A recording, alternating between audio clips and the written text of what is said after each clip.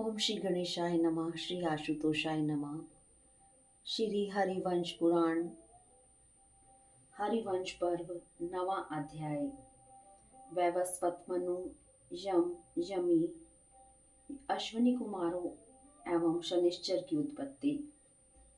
वैशंपायन जी कहते हैं, शत्रुदमन कश्यप जी से दक्ष की पुत्री में विवस्वान उत्पन्न हुए और त्वष्टा की पुत्री संज्ञा देवी उन विवस्वान सूर्य की भार्या हुई।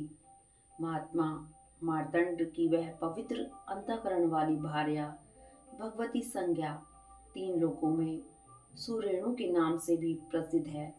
वह रूप यौवनशालिनी संज्ञा अपने पति सूर्यदेव के मंडल के तीव्र तप, तेज एवं दीप्ति के कारण प्रसन्न नहीं रहती थी। उस संज्ञा का रूप सूर्य मंडल के तेज से अंगों के संतप्त होने के कारण झुलस सा गया। अतएव सूर्य उसको बहुत अच्छे नहीं लगते थे। अदिति के अज्ञान में पड़ने पर कश्यप जी ने स्नेहपूर्वक कहा था कि यह मरा नहीं है किंतु अंड में स्थित है, इसलिए तब से सूर्य मार्तंड कहे जाते हैं। तात कश्यप के महात्म्य के कारण जीवित हुए विवस्वान में सर्वदा अधिक तेज रहता है। उसी तेज से कश्यप जी के पुत्र सूर्य तीनों लोगों को तपाते रहते हैं। कुरुवंशी राजन तपाने वालों में श्रेष्ठ आदित्य ने संज्ञा के गर्भ से 2 प्रजापति और 1 कन्या, इन 3 संतानों को उत्पन्न किया। उनमें से एक प्रजापति तो विवस्वान सूर्य के पुत्र वैवस्वत मनु थे और दूसरे प्रजापति श्राद्धदेव यम थे। इस तरह यम तथा यमुना नामक 2 जुड़वी संतान उत्पन्न हुई थी। तदंतर संज्ञा ने सूर्य के कठिनता से सहने योग्य तेजस्वी रूप को देखकर उनके तेज को न सह सकने के कारण अपनी छाया को ही अपने समान नाम और रूप वाली बनाकर तैयार कर दिया। वह मायामयी संज्ञा की छाया से उत्पन्न हुई थी। नरेश्वर वह छाया संज्ञा को प्रणाम कर हाथ जोड़कर बोली, शुचि स्मिते, बताओ मुझे क्या करना चाहिए। श्रेष्ठ अंगों वाली, मैं तुम्हारी आज्ञा का पालन करूंगी, तुम मुझे आज्ञा दो। संज्ञा ने कहा, तुम्हारा कल्याण हो। अब मैं अपने पिता के घर जा रही हूँ, तुम मेरे इस घर में शांत होकर रहो। ये मेरे दोनों पुत्र हैं और यह एक सुमध्यमा कन्या है, इनका भी तू ध्यान रखना और इस रहस्य को भगवान सूर्य से कभी न बतलाना। छाया ने कहा, देवी, मेरे बाल पकड़े जाने तथा शाप देने की नौबत आने के पूर्व मैं यह बात किसी प्रकार भी न कहूंगी।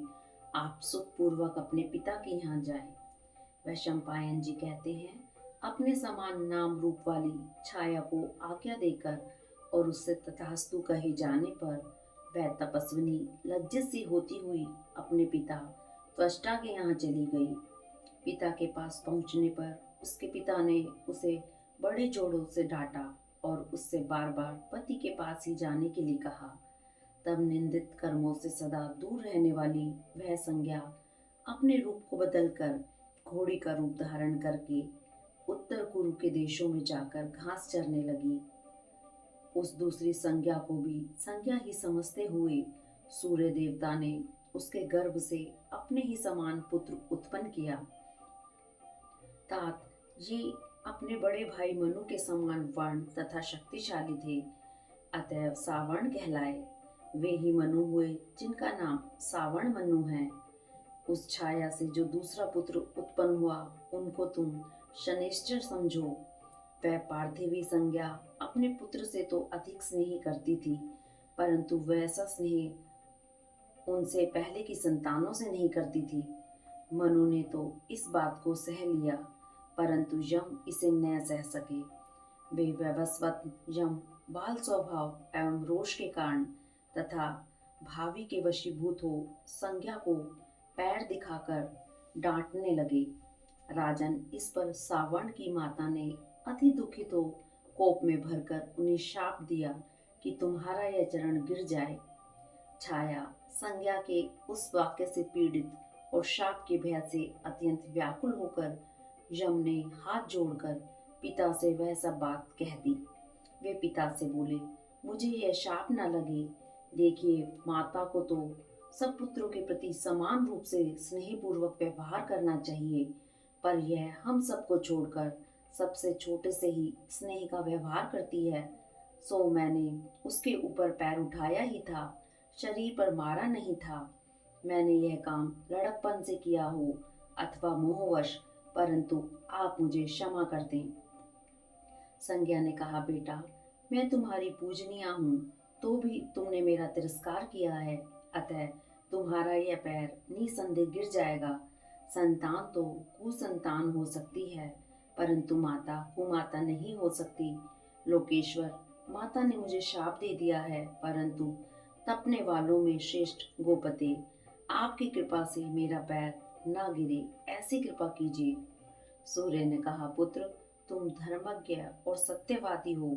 तुमको जो क्रोध चढ़ आया, इसमें निसंदेह कोई बड़ा भारी कारण होगा।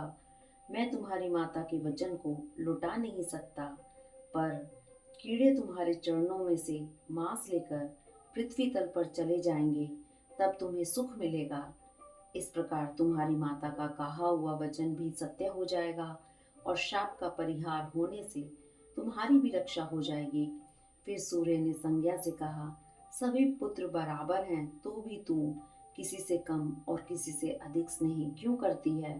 सूर्य ने यह बात बार बार कही, परंतु वह हंसती ही रह गई और उसने सूर्य से कुछ भी नहीं कहा। कुरुनंदन, भगवान सूर्य ने अपने चित्त को एकाग्र करके योग के द्वारा सत्य बात जान ली और शाप द्वारा उसका विनाश करने के लिए उसके केश पकड़ लिए। तब अपनी शपथ के उतर जाने पर छाया ने सूर्य नारायण से सारी बात ज्यों की त्यों बतला दी। सूर्य नारायण इस बात को सुनते ही क्रोध में भरकर त्वष्टा के पास पहुंचे। त्वष्टा ने विधि पूर्वक उनकी पूजा करके जब देखा कि ये तो रोष से मुझे भस्म ही करना चाहते हैं, तब उन्होंने सूर्य नारायण को इस प्रकार शांत करना समझाना आरंभ किया। त्वष्टा ने कहा, आदित्य, आपका यह अति तेजस्वी रूप अच्छा नहीं लगता। इसको न सह सकने के कारण ही संज्ञा हरी घास वाले वन में हरी घास को चर रही है। किरणों के स्वामी, आज आप हाथी के सूंड से खींचे जाने के कारण पद्मनी के समान व्याकुल हुई, शुद्ध आचरण वाली और योग के बल से संपन्न, अतएव योग से घोड़ी का रूप धारण करके सदा तप करती हुई, पत्तों का आहार करने वाली दुबली दीन जटाधारिणी और ब्रह्मचारिणी अपनी उस प्रशंसनीय भार्या को देखेंगे। देवेश, यदि आपको मेरी बात ठीक लगे तो शत्रुदमन, मैं आज आपके रूप को मनोहर बना दूं। पहले सूर्य का रूप तिरछा, ऊंचा और सब ओर से एक सा था। उस रूप से संपन्न होने के कारण ही वे विभावसु कहे जाते हैं।